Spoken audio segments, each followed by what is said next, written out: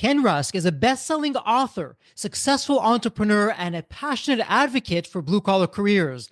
Starting his journey digging ditches at just 15, Ken built a large and successful construction business and has since dedicated his life to helping others achieve comfort, peace, and freedom without a traditional college degree. Through his book, Blue Collar Cash, Ken inspires people to take control of their futures with practical goal setting, life visualization, and strategies for financial freedom. And before we start the episode, a quick word from our sponsor, Deep Wealth and the Deep Wealth Mastery Program. Here's Sanjay, a graduate of Deep Wealth Mastery, and he says, the investment I made in the Deep Wealth Mastery Program, it's a rounding error compared to the value created today and the future value I'll receive. Or how about William, who says, and I love this, a company that's attractive to sell is also a great one to own. The Deep Wealth Mastery Program gives me the best of both worlds. Now, speaking of growth and adding value, check out what Leon says. He says that the Deep Wealth Mastery Program changed how and who we hire. We've now begun to hire talent today that we never would have hired if it weren't for the program. The talent we're hiring today is helping both increase our growth and profits and our future enterprise value. Man, I love that kind of feedback because it's that kind of feedback that's what gets me out of bed every day. Deep Wealth Mastery System, it's the only system based on a 9-figure deal. That was my deal. And as you know, I said no to a 7-figure offer, created a system that we now call Deep Wealth Mastery. And that's what helped myself and my business partners welcome from a different buyer, a different offer, a 9-figure deal. So if you're interested in growing your profits, preparing for a future liquidity event, whether that's 2 years away or 22 years away, and if you want to optimize your post-exit life, Deep Wealth Mastery is for you. Please email success@deepwealth.com. Again, that's success, SUCCESS at deepwealth.com. We'll send you all the information about Deep Wealth Mastery, otherwise known as the Scale for Ultimate Sales System. That's where you want to be. You want to be with other successful business owners, entrepreneurs, and founders just like you who are looking to create market disruptions. Whether you're a startup, whether you've been in business for 3 or 4 decades, whether you're manufacturing, whether you're high-tech, SaaS, low-tech, whatever the case may be, come in and network with other business owners, with other businesses just like you, because they all want to lock in their financial freedom and enjoy both success and fulfillment. Again, that's a 90-day Deep Wealth Mastery Program. It has your name on it. All you need to do is take the next step. Please send an email to success@deepwealth.com. Deep Wealth Nation, welcome to another episode of the Deep Wealth Podcast. Well, in the House of Deep Wealth, we have a fellow entrepreneur, a best-selling author, a thought leader, someone who can bring some clarity and some conviction to what you're doing. If you have questions, if you're not getting quite the joy or fulfillment that you want, you've come to the right place. So with that said, Ken, welcome to the Deep Wealth Podcast. An absolute pleasure to have you with us. And Ken, I'm curious because there's always a story behind the story. So what's your story? What got you from where you were to where you are today? Well, real quick, I was always the guy that had part-time jobs when I was very young, 12, 13, 14 years old. The typical ones, delivering newspapers, working at a bowling alley, working at a bakery, that kind of thing. When I was 15, my high school shared a fence with an industrial park, and we used to cut through a hole in the fence in that industrial park to go to the carryout after school, which is what a lot of kids did. And they had this array of businesses in there, a lot of hustling, bustling things, a lot of adult Tonka toy things, dump trucks and tow motors and, earth mover, all those kinds of things. So one day I figured it was my time. I needed to get my first new used car, take my girlfriend out for pizza or whatever. So I literally walked in and said, what do you guys do here? I knew someone that had worked there. They said, we dig ditches. And so that's what I started doing. I started digging ditches at 15 in the summertime, and in the winter I worked in the office. And Jeffrey, the best part about that was I got to learn the front and the back of the office pretty well. So when it came time for me to turn 18, am I going to college, am I not? They came to me and they said, if you don't go to college, you can help us open franchises around the country, literally from scratch. So I spent the next 5 or 6 years living out of a suitcase all around the Midwest, Chicago, Columbus, Cincinnati, Pittsburgh, opening up franchises from scratch, which is where I learned how to get these things done on other people's money. And so it was an interesting experience for me. I learned a ton. And then in 1986, I moved out to the Northwest Ohio area and started with 6 people and opened my own company. Got tired of living out of that suitcase, as they say. And I think we're at nearly 200 employees today. So it's been a heck of a ride. Well, congratulations with that and quite the story there. Let me ask you this. When you're out there, at such a young age, firstly, and you're helping get offices set up and you're with franchises, you're doing all kinds of things out there. Did you begin to see different patterns? Because my take, people are people, change the location, maybe change the industry. At the core of it, we're one and the same. Did anything jump out at you as you were in the early days getting the offices set up and learning as you launched your career? Well, I learned that the people that had visions for what they wanted their future to look like were the ones that were always successful. They always seemed to stay later. They always seemed to work harder. They were very focused. They knew why they were doing it, Jeffrey. That's the biggest thing. They knew exactly why they were working. And I think any entrepreneur or any intrapreneur for that matter, you need to know why it is you're working and what exactly you want your life to look like going forward. Because as an entrepreneur, you can't afford to let life happen to you. You have to happen to life on a constant basis.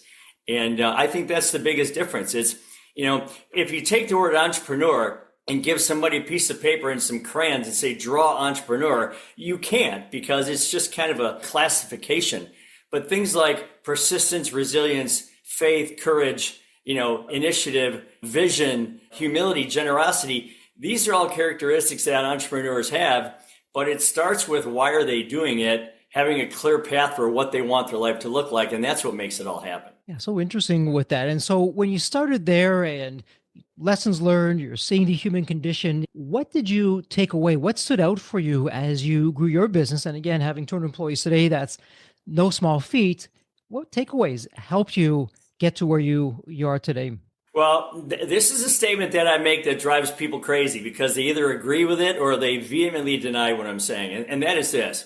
If you really want to be a good entrepreneur, you have to make yourself as irrelevant to your business as possible, as quickly as possible. And people look at that and they go, oh, whoa, I can't do that. I mean, I'm the boss. I'm the one who started this. I do everything. I work 70 hours a week. I pound my chest because I'm the guy or the gal. I go home. I don't know my kids' names. I have early onset diabetes and high blood pressure, but I'm doing it all because that's what entrepreneurs do. Wrong. Entrepreneurs are people that put themselves and others in position to win on a constant basis. And they do that by being very measured. And they do that by also offloading all of the work, or at least the work that they need offloaded so they can stay in that visionary role. And I think that's where they are so afraid to let go that they are their own self-limiter. They are their own ceiling. And once they get out of that way and get out of that mindset, some good things start to happen. Yeah, it's so interesting as you're sharing that, because so many entrepreneurs really as a badge of valor, oh, look at me, I'm working 100 hours a week and the business can't exist without me. And the irony is it's actually not where you want to be. You have the golden handcuffs. And I know in our mastery program, Deep Wealth Mastery, one of the first questions that we ask, does the business run without you? Even if you have a management team, a leadership team. And we ask as a subtext, please, no hemming or hawing. It's just a yes or a no, nothing else in between. Right. And Ken, I got to tell you, more times than not, they do the hem and the haw, but it's really no, it doesn't. Yeah, I have a leadership team, but all the big decisions still have to come through me. And they begin to realize that they're the bottleneck.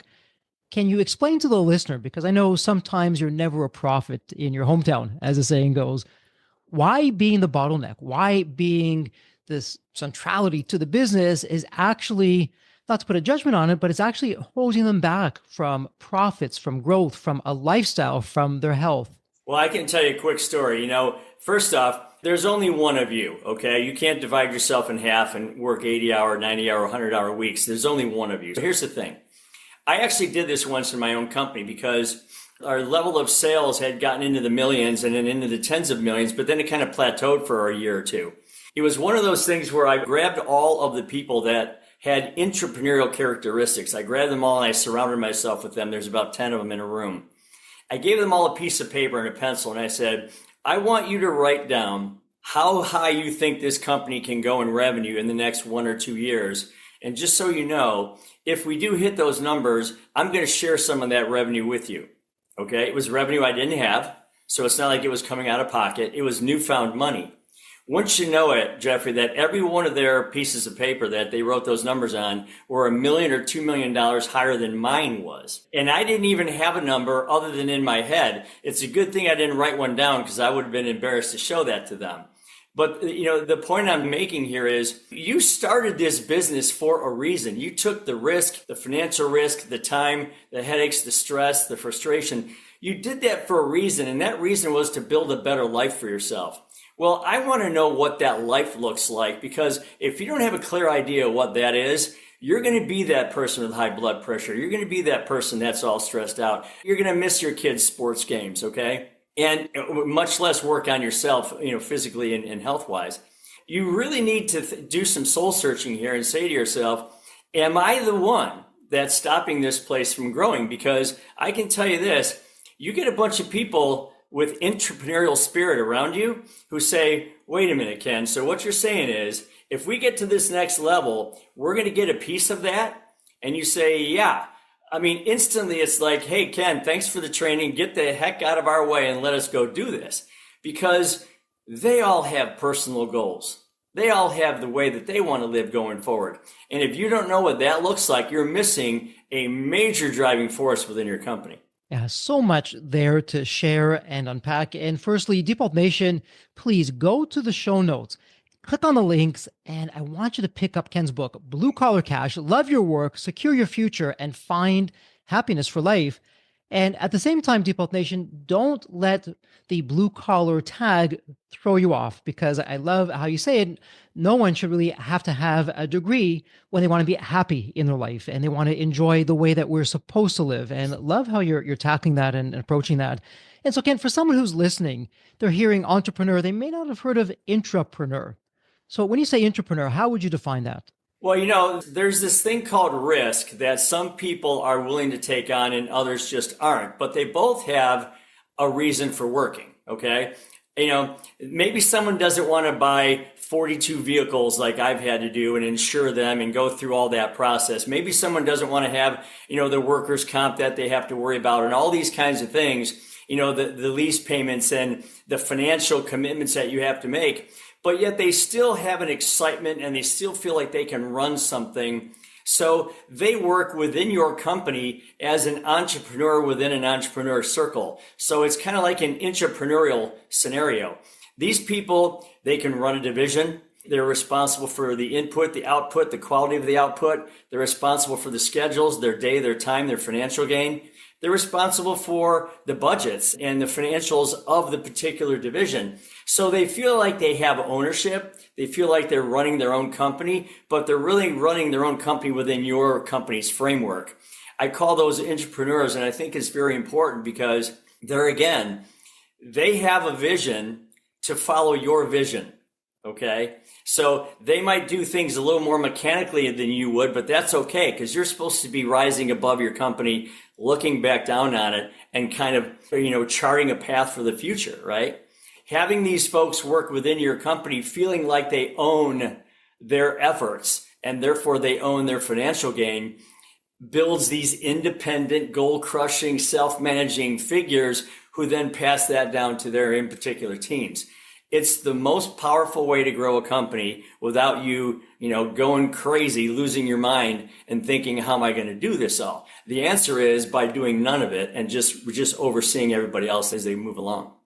Absolutely. And what you're really calling intrapreneurs, I know in my businesses, I always encourage the team. I don't like the word employee. I use the word team. Hey, sure. I want you to think like an owner. And truth be told, we can't have a world full of 100% entrepreneurs. There'd be no one who wanted to do anything. So to your point, we want people who they have so much to give. They have a different risk profile, and that's okay. We want to celebrate that. We want to welcome that because also to your point, and I'm right there with you, we can't be doing everything and we shouldn't be doing anything. We should be finding people who are smarter than us, better than us, firing ourselves, putting them in the place so we can scale. I know one question I get, Ken, and would love to get your thoughts on this. When we're working with entrepreneurs as they're looking to scale their business, they're working towards perhaps they're raising capital. Perhaps down the road, they're going to have some kind of a full exit, partial exit, something in between, but they got to get themselves out and not be that bottleneck. And I often hear, well, Jeffrey, no one is as good as I am. I do it 110%. And if I bring someone else in, they're never going to be as good as me. They're not going to be as quick, and on they go with that. And we say at Deep Wealth, you know what? If someone is even 70% as good as you, run with it. Take that because they're on it 24/7. You're not. Your thoughts on that? To me, that's a real simple fix. And that is this.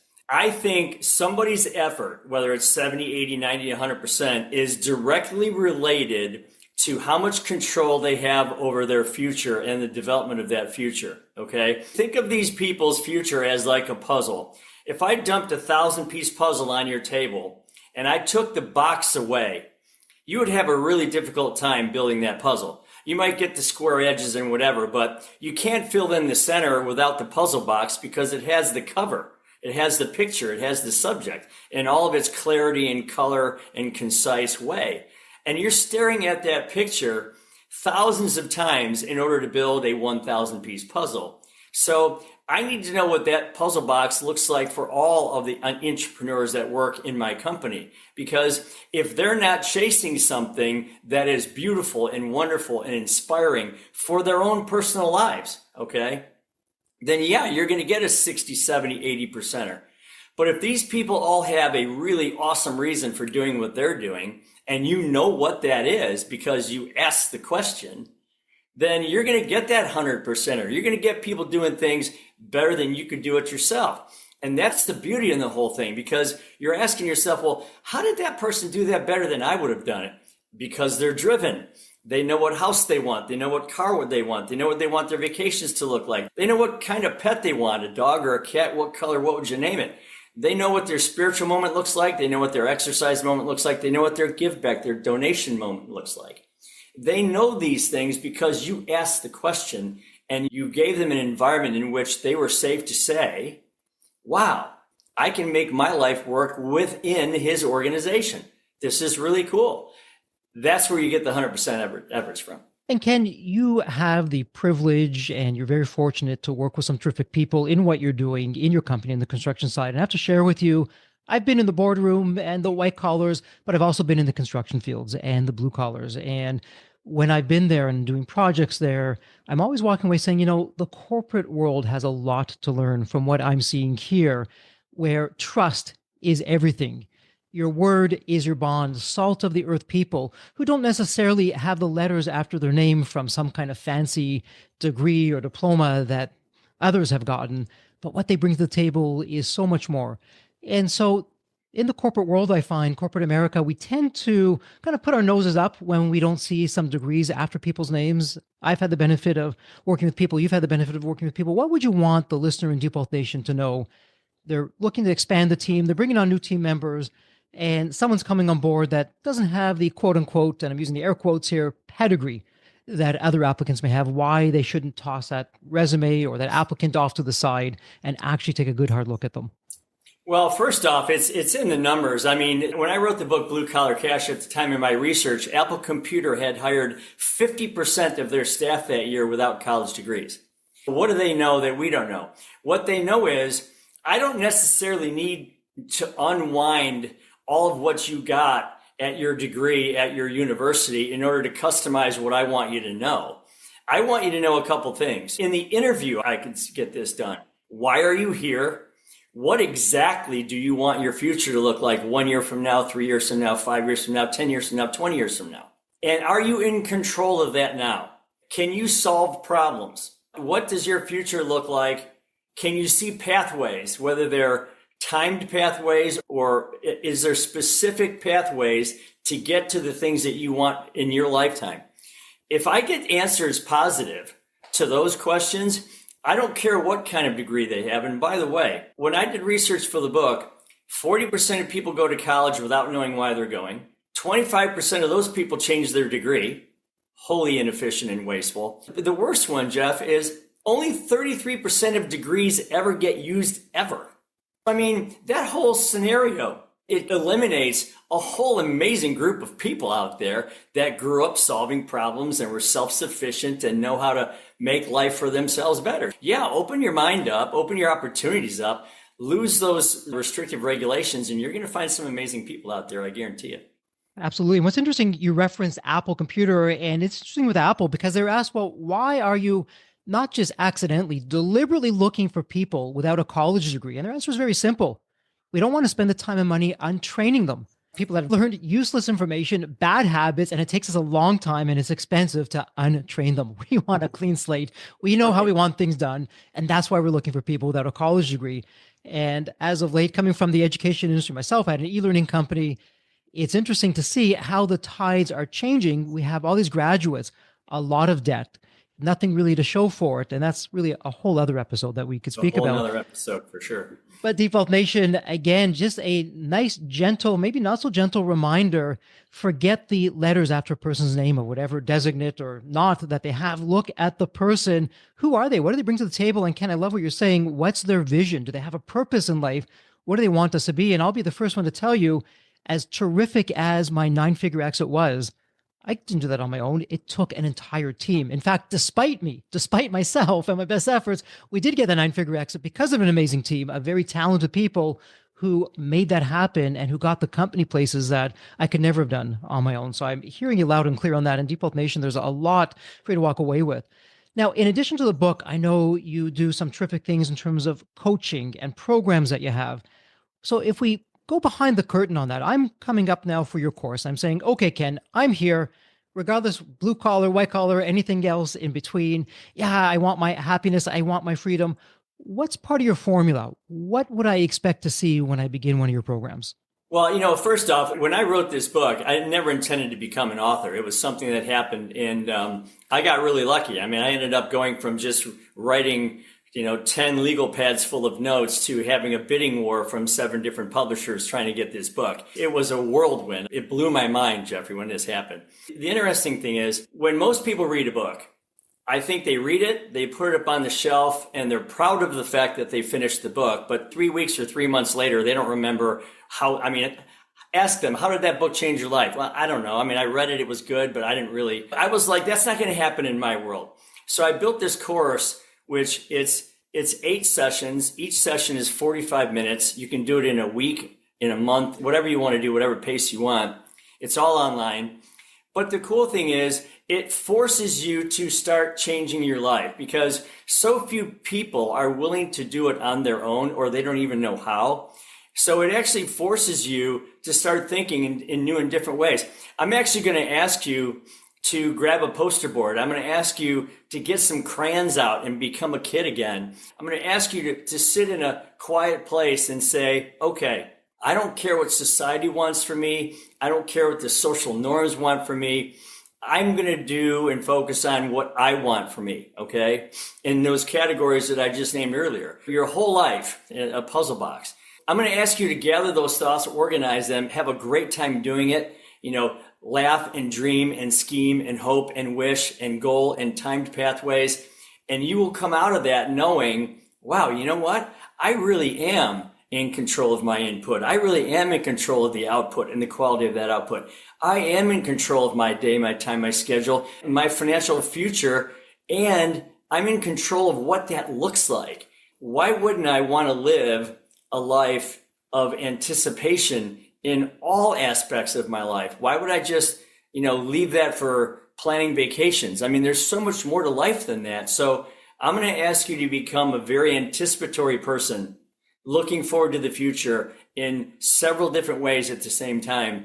And you're going to love it. I've had great reviews on it. I've had 90% approvals on it, and I hope people take advantage of it. And the nice thing is when you do help yourself, I tend to take that money and donate it to people that are less fortunate and sons and daughters of the fallen, first responders, that kind of thing, to kind of coach them for free into their future. Just know that if you're helping yourself, you're helping somebody else at the same time. And Ken, what you've shared, both subtly and not so subtly, which is really important and a big distinction to make, if we want to get the most out of our team, for the entrepreneurs, for the people that we want, our team, we want them to think like an owner. Well, to your point, we're only going to get the best from them if our vision is crystal clear, it's motivating, it's exciting to them. And so with that in mind, here's what I want to ask you. I know you do a lot of mentoring. When it comes to goal setting and life visualization, where are we typically getting it wrong? And what would you be advising us to do that we're coming out of your process with the goal setting, with the life visualization that I'm now, not just for myself, it's clear for the team. It's motivating me, the team, and we're getting even better results. That I've been on a lot of podcasts. That's a great question. Thank you for asking it. Here's the difference. I've seen people put goal boards up on their walls and they have their employees or their team members come up and write down a goal. Okay. And I see the goals, and the goals are, I'd like to play golf in Europe someday. Okay. They walk away. Okay, cool. I did my job. My team member has a goal and I'm good. The difference between that goal and what I call a timed pathway goal is this is how we have our people do it at our organization. It's January 1st, 2025. I am saving $50 a week for a period of 2 years. I'm taking that money to buy trip tickets and golf tee time fees in Scotland in September of 2026. I sign it, I date it, and everyone there sees it. There's a big difference between a hope, a wish, and a prayer, or I have a timed pathway to doing this. So I think that's the biggest difference is people don't get specific enough, and those goals, they all pat each other on the back because, all right, I've got a board full of goals. I'm doing great as a manager. My team's motivated, but none of it ever happens, Jeffrey. None of it ever gets done. And it's because they lack these really specific stepping stones or, progression checks. And that's what gets people really excited is because a year flies by like a weekend anymore. You know how that goes. For people to put these steps out there and have other people see it, it's wholly motivating because now they're chasing it, they're anticipating it. 6 months goes by like a dream. And then other people are like, wow, you're halfway to Scotland. That's really cool. I can't wait for you to go. And so now you not only have yourself, but a whole team of other people who are as excited about your goal as you are. So I would say the biggest mistake people make is just that complete lack of specificity when it comes to getting these things done. So true, Ken. It's that specificity. And also what you're alluding to is the emotion that goes along with it. If it's so general, well, it doesn't register with us. Okay, I'm going to be golfing one day. So what? Big deal. But to your point, we're meticulous, we're detailed, we're visualizing that. And it's amazing because the scientific studies have now confirmed really what the ancients have known for a long time, and many in psychology and the self-help industry. The mind, the brain, it doesn't differentiate between what's actually happening and what we're imagining. And it goes on emotion. So when I'm excited about being in Scotland and I'm having the golf game, my brain thinks, well, this is actually happening. And the reticular activation system, all kinds of things behind the scenes, You don't have to understand them. Just like I don't understand my car. I put the key in the car, I drive, and off I go. No idea how the engine works, but I don't need to. The same thing with the mind. It does some incredible things, and we will find ourselves a whole lot closer. Ken, I don't think I've shared this before on the podcast. When I just got going, so we're talking negative revenue, not even dollar revenue. What I did was I took a check, made it out to myself, put all these zeros behind it, signed it, and I kept it in my wallet.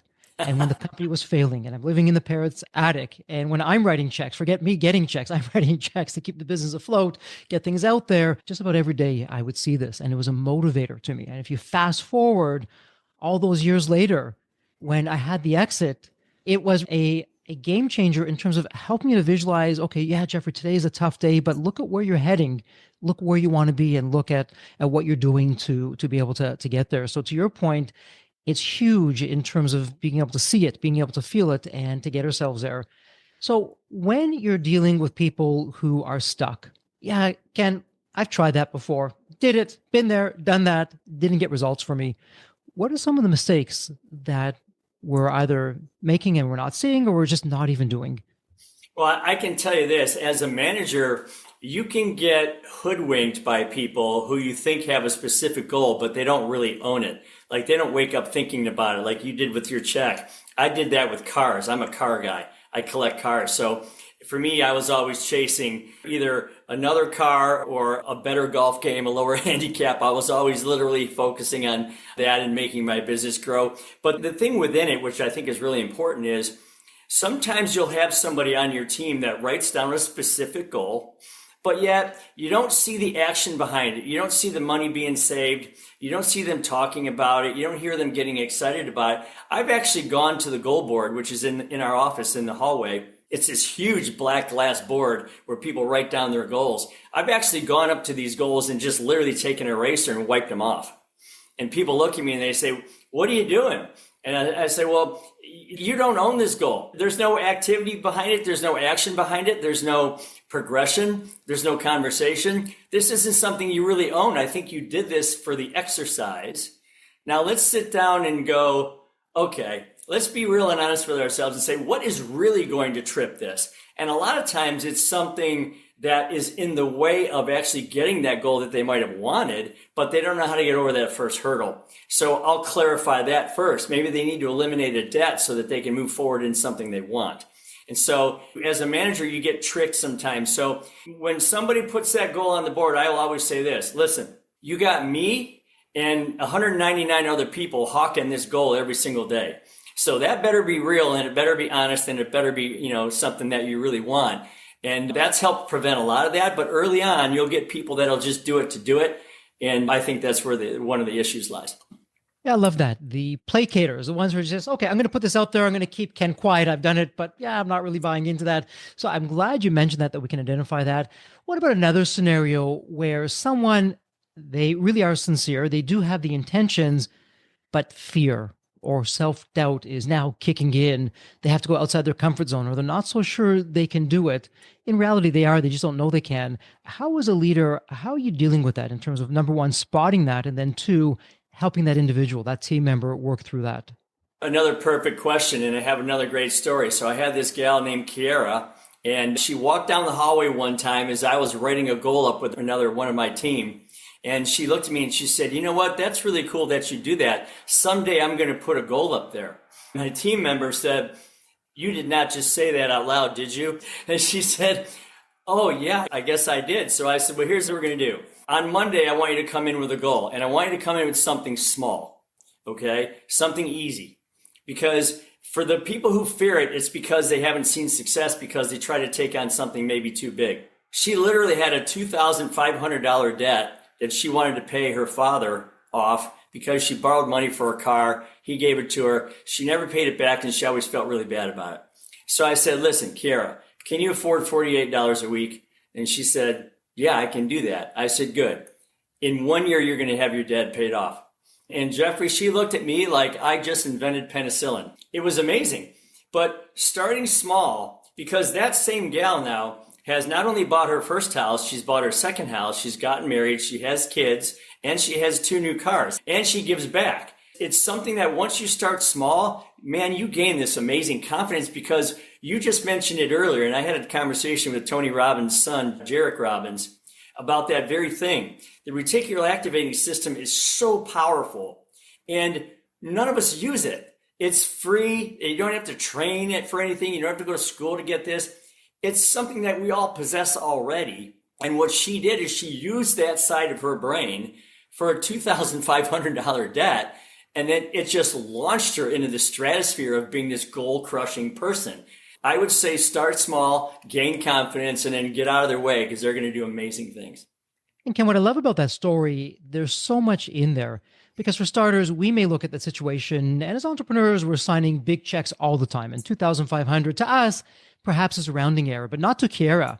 That was huge. So not only was in her personal life dragging her down, I suspect in the company, in her professional life, that was a weight, that skeleton in the closet that was holding her back, having her doubt herself of becoming the superstar, that A player that she's always been destined to become because of that. So whoever said business isn't personal has never been in business, because there is a terrific example. As a leader, you helped her through that.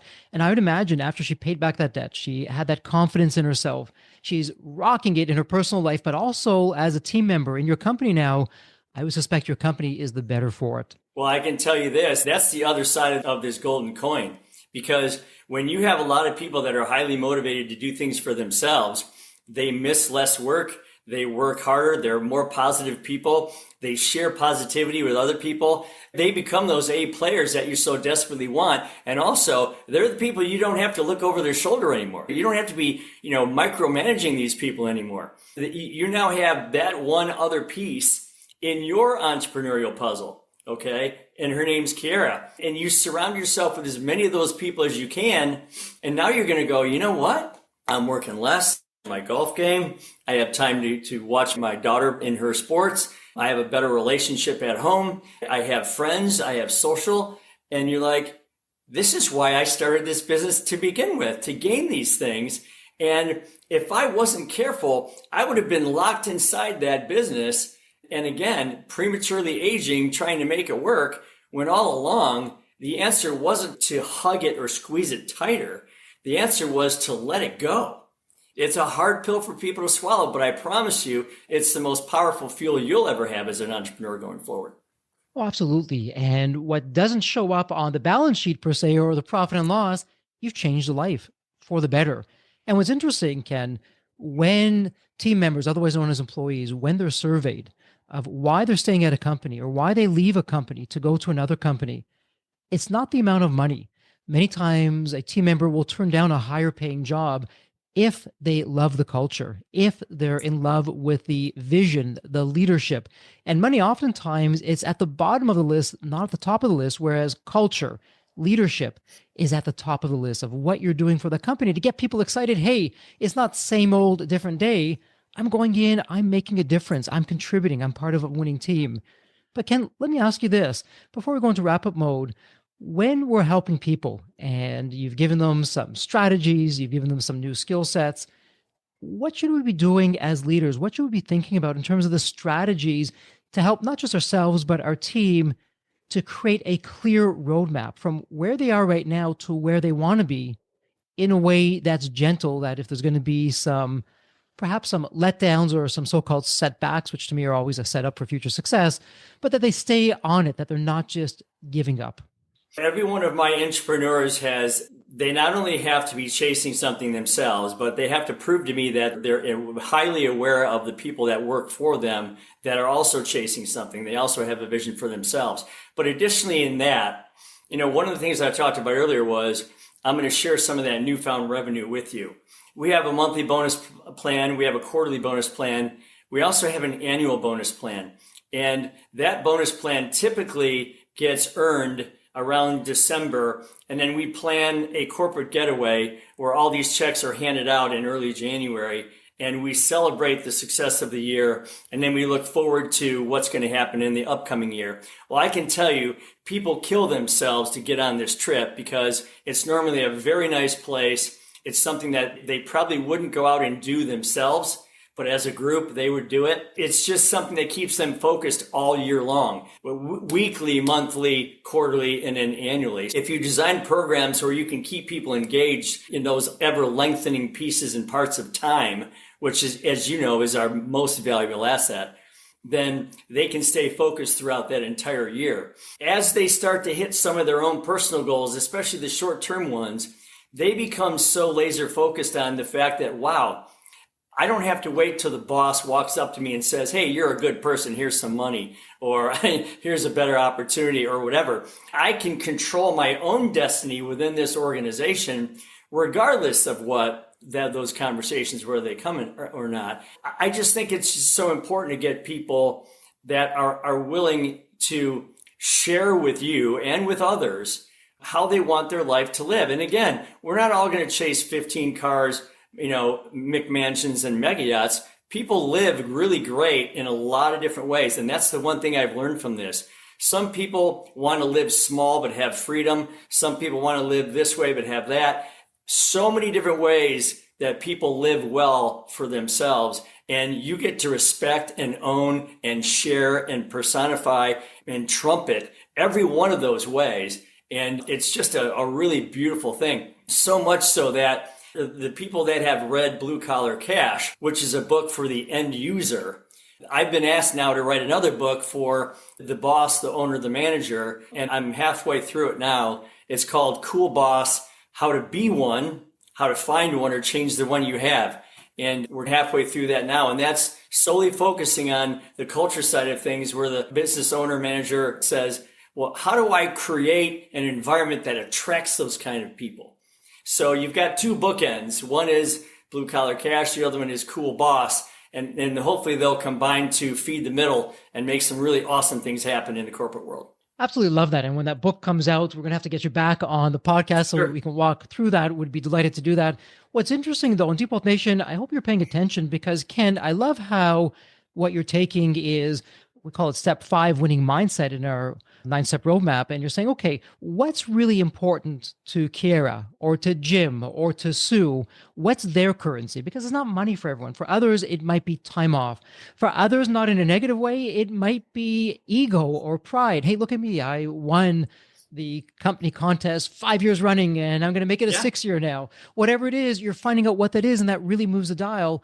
And then you're making it interesting. You're making it a bit of a challenge, and you're gamifying it for the better. And so it's not, again, the same blank, different day. It's something interesting. It's tapping into what people really want. Yeah, I'm going to hit this goal out of the park because time's really important to me. I don't care about the money.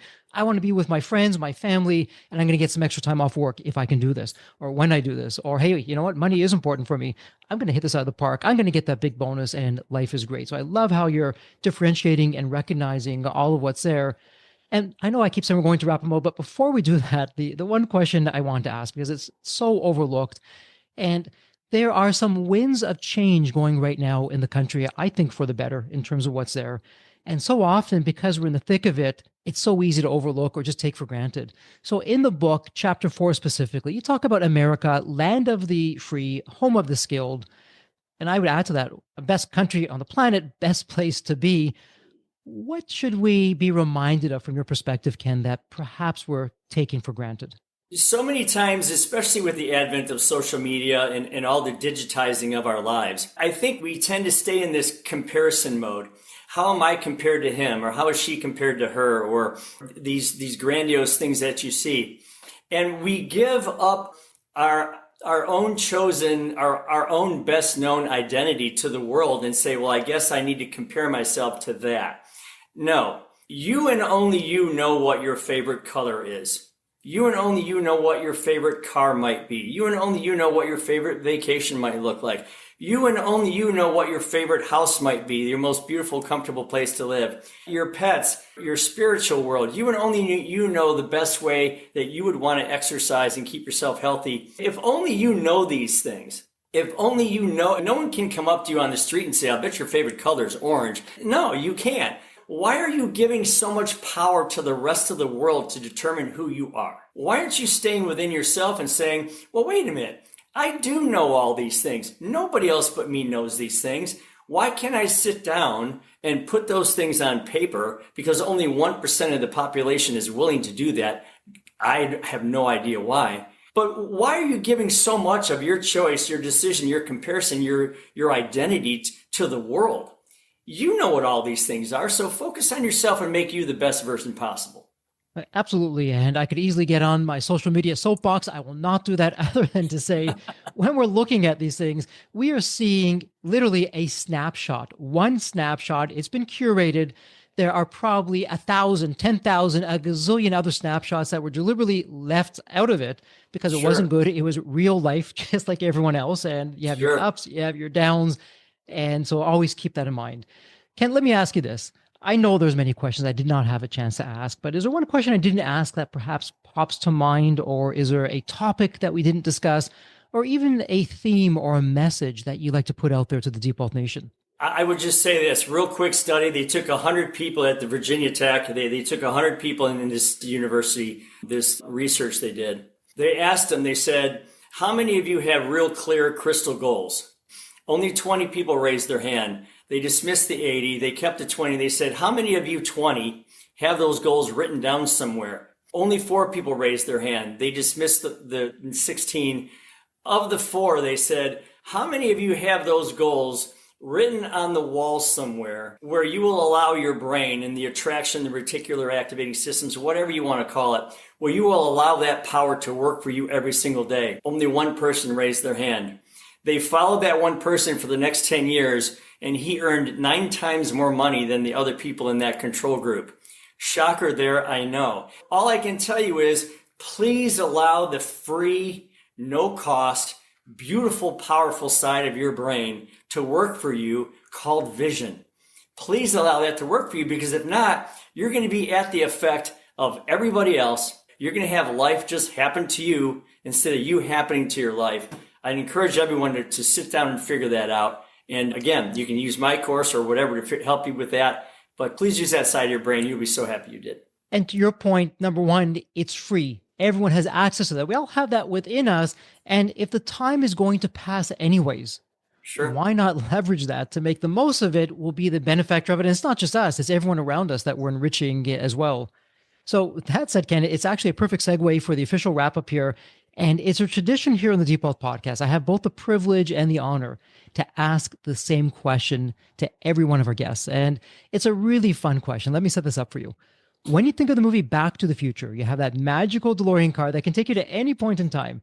So imagine now it's tomorrow morning, and here's the fun part, Ken. You look outside your window, not only is the DeLorean car curbside, the door is open, and you're going to hop on in, and you're going to go back to any point in your life. Ken, as a teenager, a young child, whatever point in time it would be, what would you tell your younger self in terms of life lessons or life wisdom? Or, hey, Ken, do this, but don't do that. What would that sound like? Well, it's a piece of advice I give to all of my people when I coach them. It's a simple math process, okay? It's called The Power of Young Money, and I have this written in the book.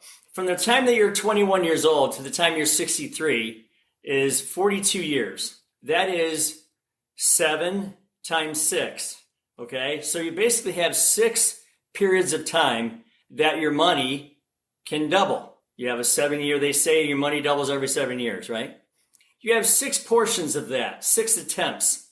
If the last one is going to be where your money goes from 500,000 to $1 million, but you missed that because you started when you were 27 or 8 or 29 or 30 or 35, like most people start saving for retirement, you've missed the most powerful double in the history of the financial world for individuals. So all I would say, and I was lucky because I out-earned all of that, and I was very successful, and I'm very blessed and grateful for that.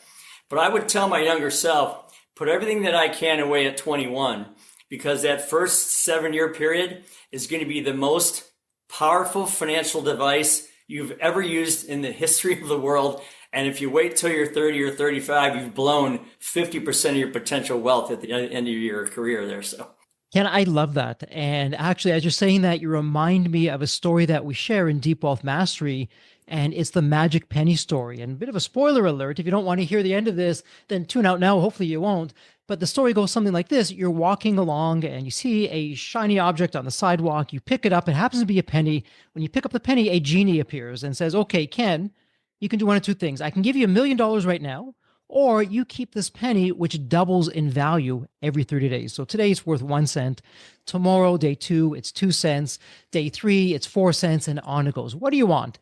And you can see where it's leaning towards in this one. So hopefully you say, you know what, I'm going to have it double every day. And so here's the kicker. From 1 penny on the first day to day 30, here's the math, $10,737,418.24. But here's the thing. Let's just suppose you said, well, let me think about it for a day or two. The only way we get to the 10 million is, check this out. On day 26, it's 671,000. You would have been better off taking the $1 million. On day 27, because it's doubling, it gets up to 1.3 million. On day 28, it's 2.6 million. On day 29, it's 5.3 million. So even if you waited a day, you lost a little under half that value. So from almost $11 million to a little over $5 million because you waited a day. So to your point, don't wait. Start putting your money aside. I love that. Well, Ken, it's official. Congratulations. This episode is a wrap. And before we do that, one last question, actually. If somebody has a question and they want to speak with you, they want to go through the program, they want to become part of what you're doing, where's the best place online someone can reach you? So I would have them go to kenrusk.com. That's Ken, KenRusk.com. They can see the book there. They can see the podcast there. They can see the course there. They can see what we're up to now and what we're doing in the future. And everything's available there. Again, I hope people take advantage of it. Not only are you helping yourself, but you're helping somebody else from a donation standpoint. I appreciate your time, Jeffrey. Thanks a lot for having me today. Great discussion. I'd be happy to come back. This has been a lot of fun. Absolutely love that. Thank you so much. And as we love to say here at Deep Wealth, Ken, may you continue to thrive and prosper while you remain healthy and safe. Thank you so much. So there you have it, Deep Wealth Nation. What did you think? So with all that said, and as we wrap it up, I have another question for you. Actually, it's more of a personal favor. Did you find this episode helpful? Have you found other episodes of the Deep Wealth Podcast empowering and a game changer for your journey? And if you said yes, and I really hope you did, I have a small but really meaningful way that you can actually help us out and keep these episodes coming to you. Are you ready for it? The dramatic pause. I'll just wait a moment. Drum roll, please. Subscribe.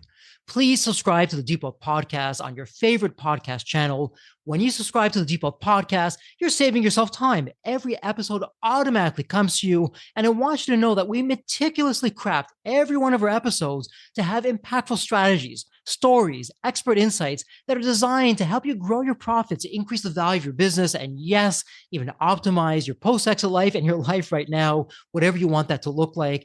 And every time you subscribe and a fellow entrepreneur subscribes, it's a testament to how together, yes, we are changing the social fabric of society. One business owner at a time, one liquidity event at a time. So don't let the momentum stop here. Subscribe now on your favorite podcast channel. You'll never miss an episode. You'll be the first to hear from the top industry leaders, the innovators, the disruptors that are really changing and shaping the business world. And maybe you're commuting, maybe you're at the gym, maybe you're taking a well-deserved break that we spoke all about on this episode. The Deep Wealth Podcast, it's your reliable source for the next big idea that could literally revolutionize your business. So once again, please hit that subscribe button, stay connected, inspired, and ahead of the curve. And again, your next big breakthrough moment, it might just be one episode away. Maybe it was even this episode. So all that said, thank you so much for listening. And remember, your wealth isn't just about the money in the bank. It's about the depth of your journey and the impact that you're creating. So let's continue this journey together. And from the bottom of my heart, thank you so much for listening to this episode. And as we love to say here at Deep Wealth, may you continue to thrive and prosper while you remain healthy and safe. Thank you so much. God bless.